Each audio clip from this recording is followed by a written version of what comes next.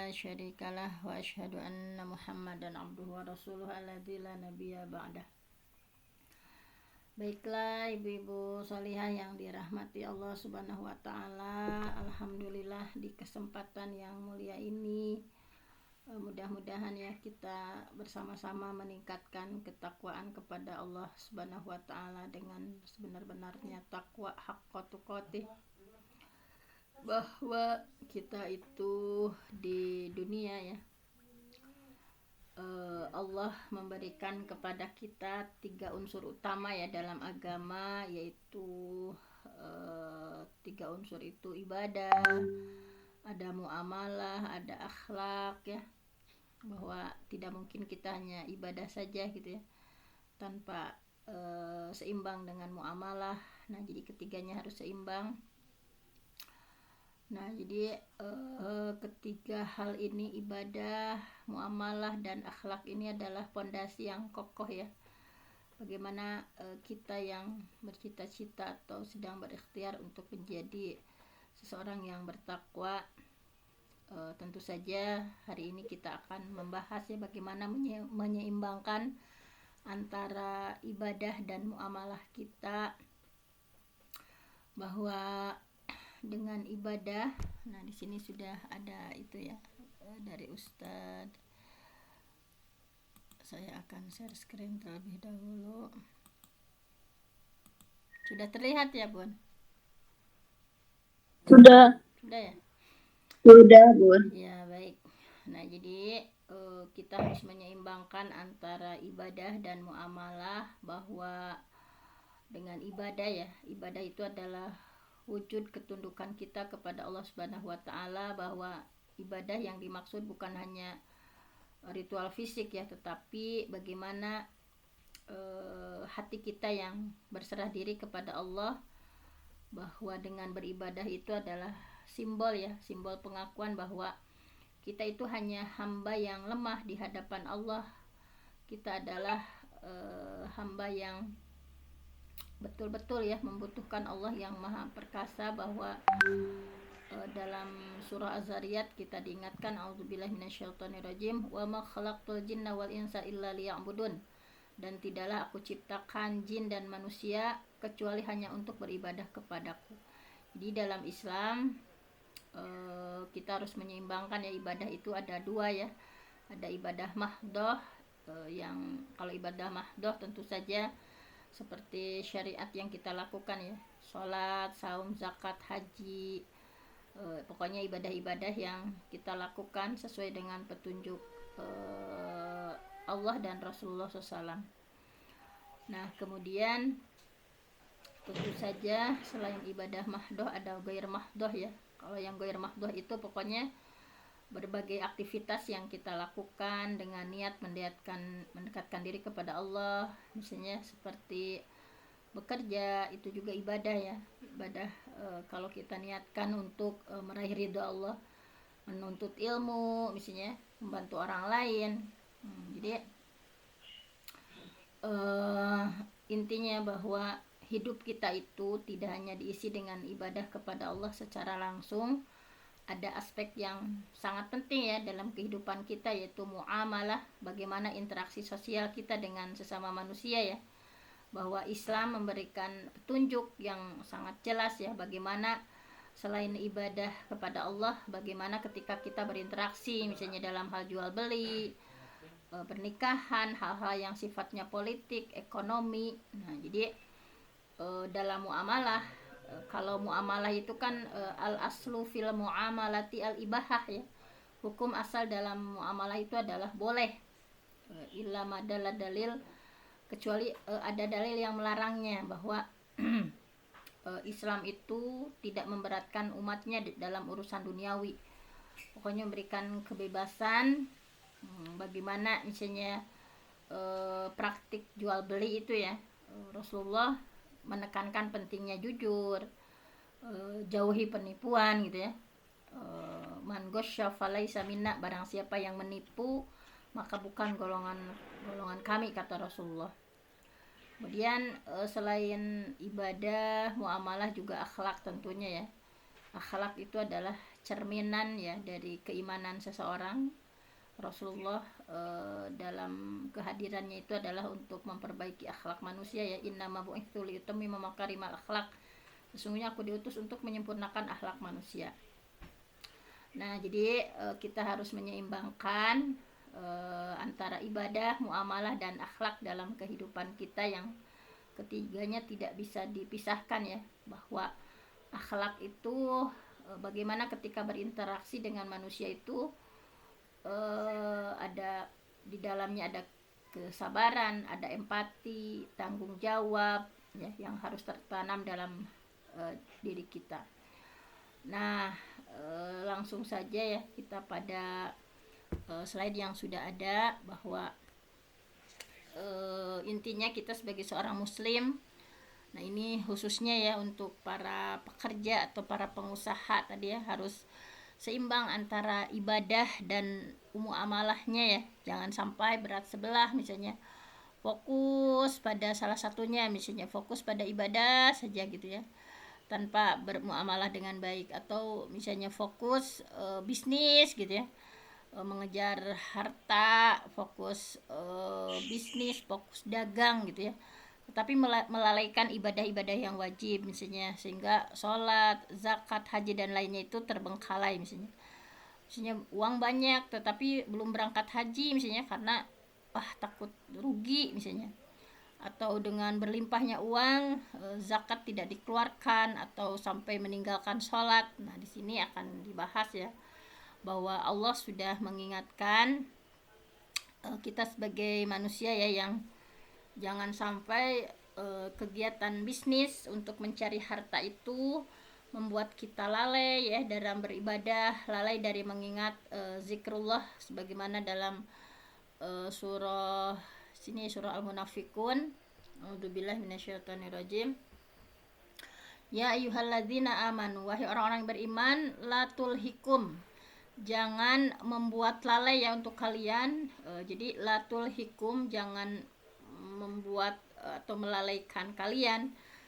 Apa yang suka membuat kita lalai itu amwalukum, harta kalian, wala auladukum, dan anak-anak kalian, zikrillah, dari mengingat Allah. Wa may yaf'al dzalik fa ulaika humul khasirun, dan barang siapa yang berbuat demikian ya, lalai karena anak, lalai karena harta, faulaika humul khasirun, maka itu adalah mereka orang yang rugi. Nah, di sini disampaikan bahwa harta seringkali membuat manusia lalai ya. Anak juga ya, jangan sampai anak itu yang merupakan amanah dari Allah, yang seharusnya dengan kehadiran anak itu lebih mendekatkan diri kita kepada Allah, lebih kita mensyukuri ya, tetapi banyak juga dengan kehadiran anak itu membuat lalai mengingat Allah. Nah, yang dimaksud dengan zikrillah ya, lalai untuk mengingat Allah itu apa gitu, ibadah apa? Nah, di sini para ulama tafsir menyampaikan ya bahwa tadi apa ayatnya itu, ya ayyuhallazina amanu ya, latul hikum, bahwa yang dimaksud dengan jangan membuat lalai ya anak dan harta dari zikir kepada Allah itu, di sini dalam tafsir Imam Al-Qurtubi disampaikan bahwa maksud dari zikrillah di sana adalah yaitu al-haji wa zakat. Jadi haji dan zakat. Jadi jangan sampai harta dan anak itu melalaikan dalam menunaikan haji dan zakat. Wakila, ada pendapat lain, ankiro atil Quran, itu maksud dari zikrillah di sana itu janganlah harta dan anak ya menghalang-halangi atau membuat lalai dari baca Al-Quran. Wakila, ada pendapat yang lain juga, an ida mati zikri, dari melanggengkan zikir. Janganlah dengan adanya harta ataupun anak menjadi seseorang lalai dalam berzikir gitu. Yang pertama mah jangan sampai dengan keberadaan harta, anak itu lalai ya dari menunaikan ibadah haji dan zakat, yang kedua dari membaca Al-Quran, yang ketiga dari melanggengkan zikir. Wakila, ada juga yang berpendapat anis sholawatil khamsi, dari sholat 5 waktu. Nah, misalnya dengan adanya harta ya, misalnya takut nih mau toko nih lagi rame-ramenya sampai sholat itu terlewat gitu ya. Nah, misalnya, nah jadi zikrillah di sini kalau pendapat yang lain itu jangan sampai melalaikan dari sholat 5 waktu. Nah, ini pendapat Ad-Dhahhak ya. Kemudian Hasan Basri menyampaikan yang dimaksud dari zikrillah latul hikum amwalukum wala auladukum an zikrillah itu pokoknya dari semua ibadah yang hukumnya fardu. Nah, jadi ini ada beberapa tafsir ya. Beberapa tafsir dari surah Al-Munafikun ayat 9. Intinya, wahai orang yang beriman, jangan sampai harta benda dan anak itu bisa melalaikan kalian dari menunaikan ibadah haji, dari tilawah Al-Quran, dari menunaikan zakat, dari sholat yang 5 waktu, dan yang terakhir itu tafsirnya adalah dari pokoknya jangan sampai melalaikan dari semua ibadah yang hukumnya difardukan.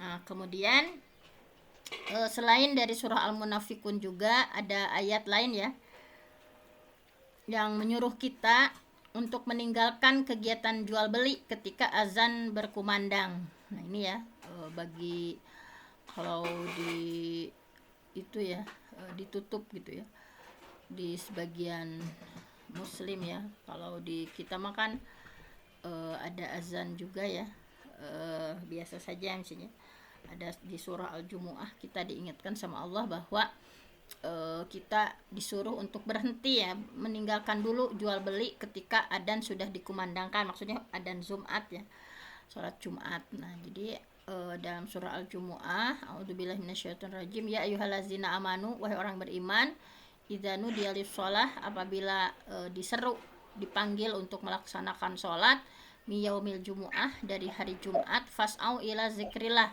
maka segera mengingat Allah, wazarul bai', dan tinggalkan jual beli. Zalikum khairul lakum, hal itu lebih baik bagi kalian, in kuntum ta'lamun, jika kalian tahu. Nah, jadi yang dimaksud dengan fas'au ila zikrillah, bersegeralah mengingat Allah. Nah, bersegeralah mengingat Allah itu dalam tafsir Al-Kabir ya, karya Imam Fakhruddin Ar-Razi, kayak karya dari Imam Ar-Razi itu, maksud dari fas'au ila zikrillah, maka bersegeralah kamu mengingat Allah, maksudnya adalah bersegera kamu menuju apa yang bermanfaat bagimu nanti di akhirat, yaitu menghadiri sholat Jumat. Nah, jadi jangan sampai karena takut itu ya, misalnya takut ada rugi, ditutup beberapa menit, beberapa jam. Nah, itu jangan sampai melalaikan, karena tentu saja dunia dan segala perhiasannya itu adalah fana ya, lenyap. Dunia itu kita sudah pernah membahas ya, bahwa tidak ada apa-apanya ya, bahwa kita itu dikasih Allah, dunia itu hanya 2 menit 1 detik gitu ya. Jadi jangan sampai untuk kesenangan dunia yang hanya 2 menit 1 detik ini maka kita mengorbankan akhirat gitu ya. Sementara akhirat dengan segala kenikmatannya bako ya, kekal, bahwa wal akhiratu khairu wa abqa, dan akhirat itu khair, lebih baik dan lebih kekal. Nah, di sini kita diingatkan di 2 surah tadi ya, di 2 surah Al-Munafiqun. Sebentar, ini ada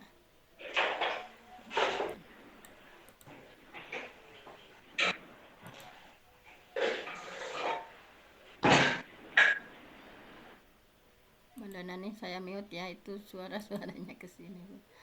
Baik, kita lanjutkan ya. Nah, jadi tadi di 2 surah itu kita diingatkan untuk jangan sampai dunia ini melalaikan akhirat kita tadi ya. Yang bisa melalaikan itu baik harta ataupun anak ya, dari zikrillah, dari mengingat Allah itu, dari berbagai syariat gitu ya yang sudah Allah berikan. Nah, kemudian selanjutnya adalah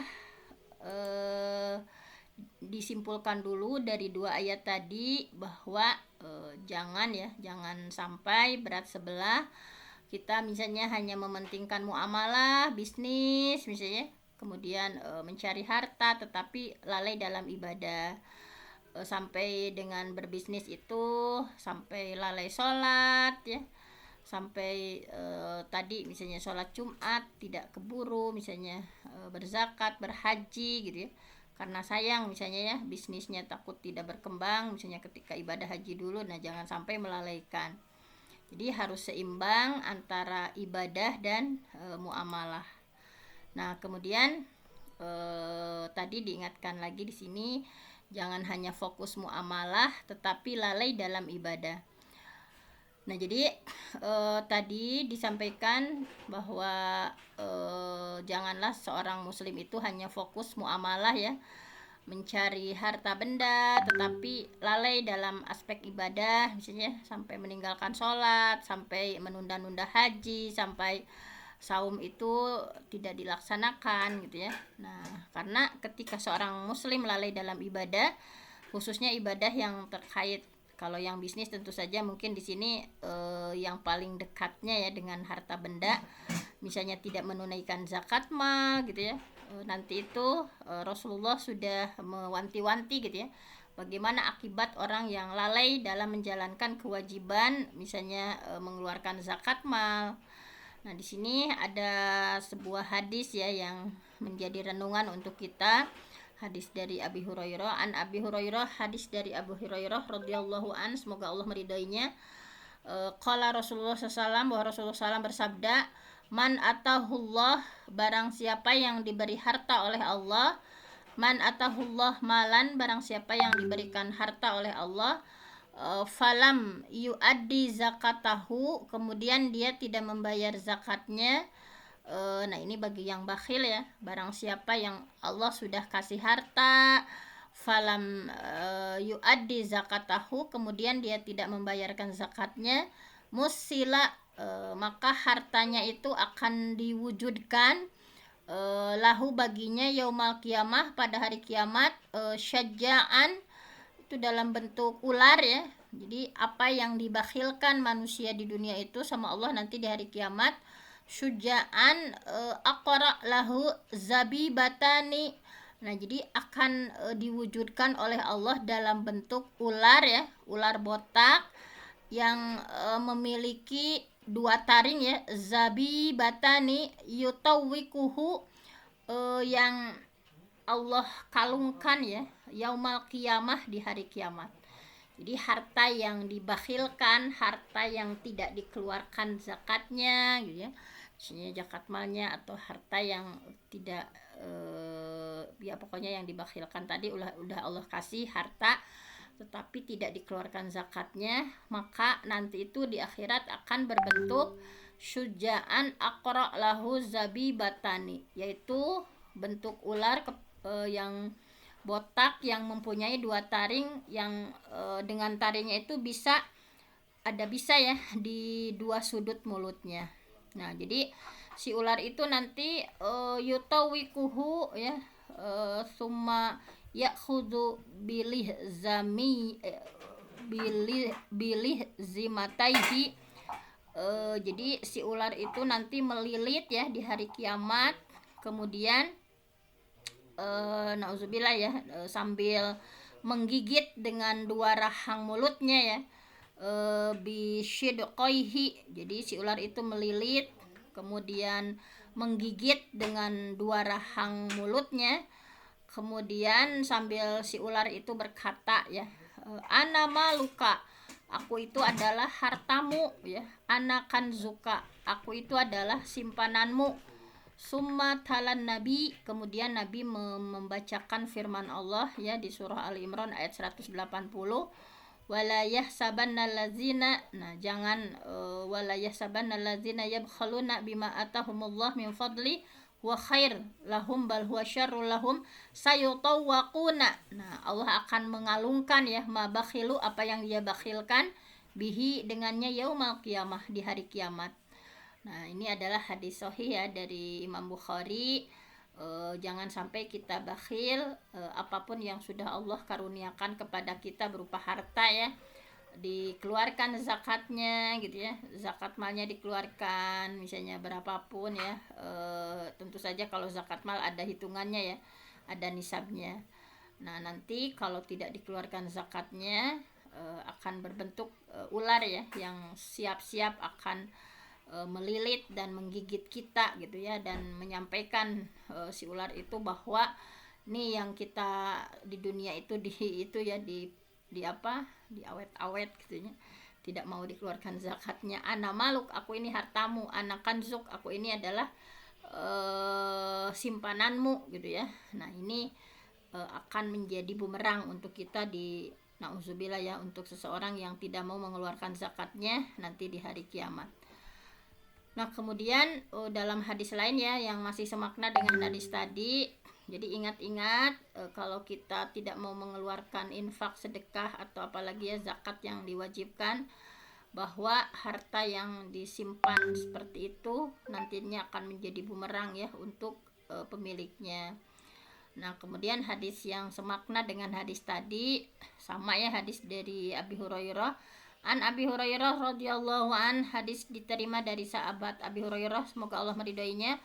Qala, dia berkata, qala Rasulullah sallallahu alaihi wasallam, Rasulullah sallallahu alaihi wasallam bersabda, ma min sahibi zahabin wala fiddatin, siapa saja yang punya emas, siapa saja yang punya fiddah, perak, la yu'addi minha haqqaha, tetapi tidak membayar zakatnya, maksudnya tidak membayar zakat emas ataupun membayar zakat perak, illa, kecuali idza kana yaumul qiyamah, nanti pada hari kiamat, sufihat lahu sofaih minnar, maka barang siapa yang punya emas, punya perak tapi nggak mau bayar zakatnya, maka pada hari kiamat sufihat lahu sofaih, akan dibuatkan untuknya lempeng-lempeng ya, lempeng-lempeng dari api, minar ya, yang terbuat dari emas dan perak miliknya sendiri.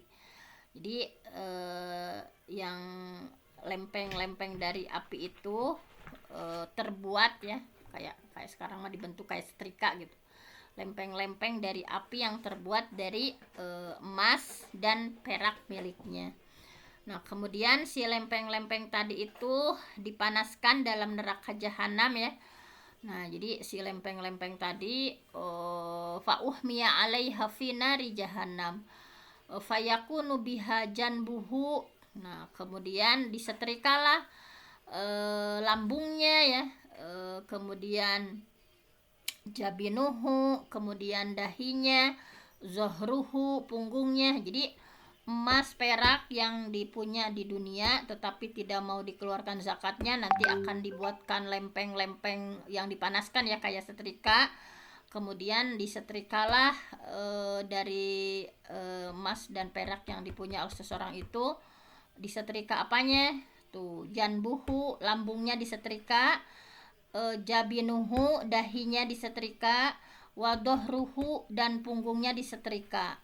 Kullama barodat ya, setiap kali setrika itu dingin, wa'idat lahu fi yaumin kana miqdaruhu khamsina alfasana, kemudian akan dipanaskan kembali dalam neraka selama 1 hari yang kadarnya 50.000 tahun.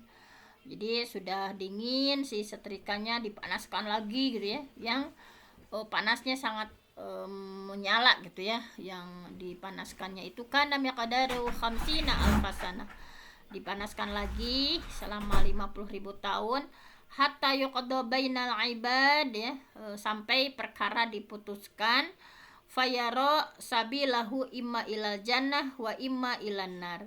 Setelah itu baru akan dapat melihat jalan ya, mungkin ke surga atau mungkin ke neraka. Nah, ini jangan sampai memiliki emas gitu ya, kemudian memiliki perak, apalagi perempuan ya, misalnya, dan tidak mau mengeluarkan haqqoha ya, zakatnya, Nah, nanti keadaannya itu hartanya yang emas peraknya itu akan menjadi lempeng-lempeng yang panas gitu ya. Seperti akan dijadikan setrika yang akan menyetrika ya tadi. Terbayangkan janbuhu, lambung disetrika, dahi disetrika, punggung disetrika dengan setrika yang begitu panas gitu ya. Nah, kalau udah dingin dipanaskan lagi. Nah, ini kondisi bagi seseorang yang tidak mau mengeluarkan zakat. Nah, kemudian intinya bahwa jangan hanya fokus ibadah tetapi lalai dalam muamalah ya. Jangan juga kita sebagai seorang muslim hanya fokus ibadah saja, misalnya sholatnya rajin 5 waktu gitu ya, misalnya haji sudah dilaksanakan, saum sebulan dilaksanakan gitu ya, tetapi lalai dalam aspek muamalah. Nah, sehingga akibatnya kalau seperti itu tetap saja banyak melanggar syariat ya dalam akad muamalah. Jadi STMJ ya, sholat terus ya, maksiat jalan itu karena tidak menyeimbangkan antara ibadah dan muamalah. Misalnya rajin ibadah tetapi masih melakukan akad ribawi ya, misalnya hal-hal yang sifatnya riba masih dilaksanakan. Saumnya rajin, misalnya tadi haji, sholatnya rajin, tetapi dalam aspek muamalah tidak hati-hati gitu ya, masih melakukan praktik ribawi dalam berbagai bentuknya ya, sehingga akhirnya dia memakan harta secara batil ya melalui riba. Misalnya kan kadang di kita itu ya kayak haripet muncul sunama nyicil misalnya nyicil rumah tetapi akadnya tidak syariah, misalnya nyicil mobil, nyicil motor tetapi tidak akad syariah, misalnya itu juga hati-hati, berarti kita sudah melakukan hal-hal yang sifatnya ribawi gitu ya. Nah, bahwa kita lihat ya, walaupun rajin sholat, rajin ibadah, rajin saum, haji, tetapi pahala-pahala ibadahnya itu terpaksa habis tanpa sisa di akhirat dan bahkan rugi karena melakukan berbagai pelanggaran syariah ketika di dunia. Nah, kita lihat ya hadisnya sudah sangat terkenal ini, hadis tentang yang bangkrut, yang muflis ya. Di sini digambarkan an Abi Hurairah, hadis diterima dari Abi Hurairah, anna Rasulullah Shallallahu alaihi wasallam, bahwa Rasulullah SAW qala bersabda, atadaruna mal muflis. Nah, jadi Rasulullah nanya kepada para sahabat ya, atadaruna mal muflis, kalian tahu nggak orang yang bangkrut itu yang seperti apa? Cenanya. Kemudian qalu, para sahabat menjawab, al muflis fina man la dirhama lahu wala mata'a. Nah, itu para sahabat malah menjawab, jadi orang yang bangkrut itu kalau diantara kami adalah orang yang tidak punya uang dan tidak punya harta kekayaan, malah dirhamanya. Kemudian Rasulullah menjawab lagi gitu ya, bahwa faqala, Rasulullah bersabda, innal muflis, sesungguhnya orang yang bangkrut itu, min ummati, di antara umatku, ya'ti yaumal qiyamah, bahwa dia datang pada hari kiamat, bisolatin, dengan pahala solatnya, wasiyamin, dia datang dengan membawa pahala saumnya, wa zakatin, dia datang dengan membawa pahala zakatnya, wa ya'ti qad syatama hadza. Nah, jadi tetapi dia pernah di dunia itu mencaci maki orang. Nah, itu akan membuat bangkrut ya. Udah mah rajin sholat, rajin saum, rajin zakat ya, ke haji, tetapi dia syatama ya, mencaci maki ketika di dunianya, wa qadzafa hadza ya, menuduh zina kepada orang lain. Kemudian juga wa akhala mal haza, memakan harta ya. Jadi mencaci maki, menuduh zina, memakan harta orang lain. Kemudian apalagi wa safaka dama haza, menumpahkan darah. Kemudian juga wa daraba haza, dia pernah memukul ya, memukul orang lain ketika di dunia. Fayu'ta haza min hasanatihi. Nah, jadi walaupun rajin sholat, rajin saum, rajin zakat ya, rajin haji, misalnya rajinnya melaksanakan ibadah haji, tetapi dia melakukan berbagai kezaliman, mulai dari senang mencaci maki orang, pernah menuduh zina kepada orang lain, memakan harta orang lain, menumpahkan darah, memukul orang lain. Jadi pahala-pahalanya itu diambil gitu ya, diambil dan diberikan kepada setiap orang dari mereka yang dizalimi. Sehingga tadi fayu'ta hadza min hasanatihi wa hadza min hasanatihi fa in faniyat hasanatuhu qabla ayufda ma alaihi ukhida min khotoyahum faturihat alaihi summa turiha finnar. Nah, jadi tadi ya habis. Jadi ini misalnya kamu dulu pernah mencaci maki, diambil pahalanya gitu ya. Dulu pernah menuduh zina, diambil pahalanya. Dulu pernah memakan harta orang lain, dulu pernah menumpahkan darah, memukul orang lain. Nah, jadi pahala-pahala ibadahnya itu diambil, diberikan kepada setiap orang dari mereka. Nah, sehingga kalau faniyat ya pahalanya habis, sementara jadi pahalanya sudah habis tetapi tuntutan belum terpenuhi ya, maka diambil dosa dari setiap orang yang mereka dibebankan kepada orang tersebut. Nah, sampai akhirnya dia dibebani dengan dosa orang-orang yang dia zalimi dulu ketika di dunia.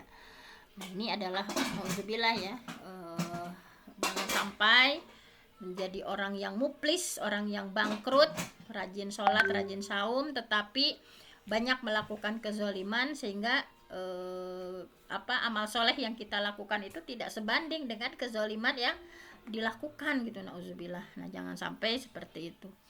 Intinya wajib seimbang antara ibadah dan muamalahnya. Jadi kesimpulannya kita wajib menyeimbangkan aspek ibadah dan aspek muamalah. Jangan hanya fokus ya melakukan salah satunya, mengabaikan yang lain. Jangan hanya fokus muamalah, ibadah lalai, atau sebaliknya ya, ibadah aja misalnya tetapi muamalah lalai. Nah, jangan sampai seperti itu.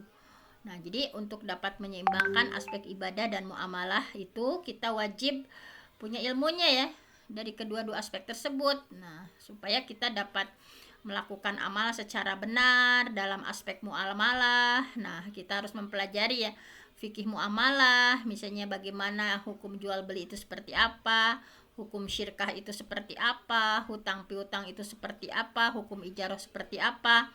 Dan supaya kita dapat beramal secara benar dalam ibadah ya, kita juga harus mempelajari fikih ibadah, misalnya bagaimana toharoh yang benar sesuai sifat Nabi ya, bagaimana sholat yang sesuai dengan sifat sholat Nabi, saum, haji, dan semuanya gitu ya. Nah, jadi kan terkadang hanya mempelajari fikih ibadah saja, misalnya fikih muamalah itu kadang kita hindari misalnya, tetapi harus seimbang fikih muamalahnya ya. Jangan sampai kita sudah capek-capek melakukan ritual ibadah berbagai hal ya, pengabdian kita kepada Allah, tetapi karena pemahaman kita tentang fikih muamalah rendah misalnya ya, kita terjebak pada nih padahal akadnya itu tidak sah misalnya. Kalau seperti ini kita terjebak pada berbagai hal yang ternyata dalam bermuamalah itu malah kita mendapatkan dosa ya dari muamalah yang tidak sesuai dengan syariat Islam. Nah, mungkin hanya itu saja ya untuk tadabbur kita hari ini. Mudah-mudahan kita semua semakin hari semakin bertambah ya keilmuan kita, baik dalam fikih muamalahnya atau fikih ibadahnya. Ibadah kita semakin bagus ya, sesuai dengan tuntunan Rasulullah Shallallahu Alaihi Wasallam. Sama fikih muamalah kita juga ya, bagaimana kita berinteraksi, bagaimana kita berjual beli, bagaimana itu apakah masuknya murabahah, musyarakah, mudharabah ya, utang piutang itu seperti apa dan sebagainya. Kita semakin hati-hati, tidak sembarangan dalam melakukan kegiatan muamalah kita ya, tetapi tentu saja sesuai dengan tuntutan syariat Islam. Hanya itu saja, saya mohon ampun sama Allah, yang benar datangnya dari Allah, yang salah dari saya sendiri. Aqulu qouli hadza wa astaghfirullah li wa lakum. Wassalamualaikum warahmatullahi wabarakatuh. Waalaikumsalam warahmatullahi wabarakatuh. Jazakillahirran kasiron kepada Al-Mukarramah Bunda Dr. Fenty yang telah memberikan ilmunya kepada kita semua. Semoga kita semua bisa mengamalkannya dalam bermuamalah kepada Allah Subhanahu wa taala dan bermuamalah kepada manusia. Semoga kita semua diberikan hidayah dan taufik oleh Allah Subhanahu wa taala. Amin ya Allah ya rabbal alamin. Baiklah Bapak Ibu dan seluruh partisipan yang dirahmati Allah, alhamdulillah untuk kajian hari ini telah selesai. Kita sama-sama tutup dengan membaca istighfar 3 kali, doa kafaratul majlis dan hamdalah bersama. Astagfirullahaladzim, astagfirullahaladzim, astagfirullahaladzim. Subhanallahumma wa bihamdika, asyhadu an la ilaha illa anta, astaghfiruka wa atubu ilaik. Walhamdulillahirabbil alamin. Jazakumullahu khairan, barakallahu fiik. Semoga besok kita bisa dipertemukan lagi dalam kajian ini dalam keadaan sehat walafiat. Amin ya Allah ya rabbal alamin. Terima kasih kepada